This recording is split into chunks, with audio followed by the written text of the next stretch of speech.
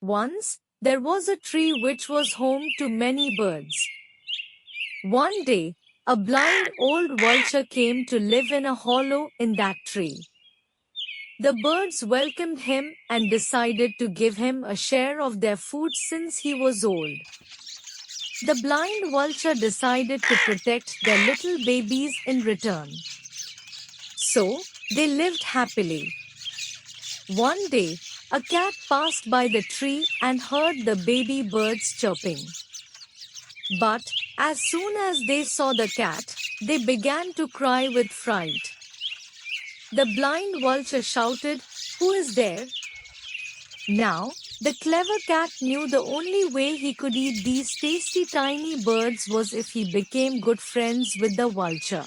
He said to the vulture, "I had heard so much about your intelligence from the birds on the banks of the river that I had to come and meet you, sir." The vulture was delighted to hear this. He asked, "Who are you?" "I am a cat."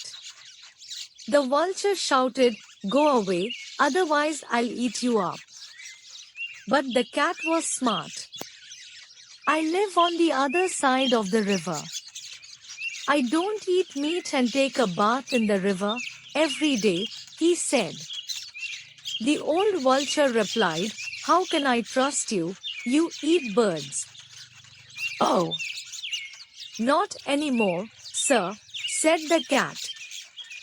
"God punishes those who kill others. I would never kill for food when there are such tasty fruits and herbs to eat in the forest." The vulture believed him and allowed him to stay in the tree hollow. Now, every day the bad cat would eat a baby bird and the blind vulture didn't even know. Soon, the older birds found that their children were missing. They began to look for them, and as soon as the cat came to know of this, he left the tree and disappeared into the forest. When the birds came to the old vulture to question him, they found him sleeping. And what did they find there? A huge pile of bones.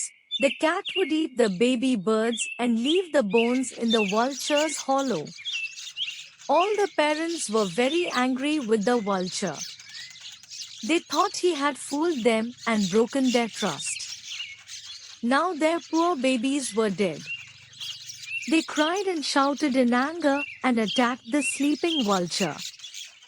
The poor vulture didn't even know why the birds were hurting him.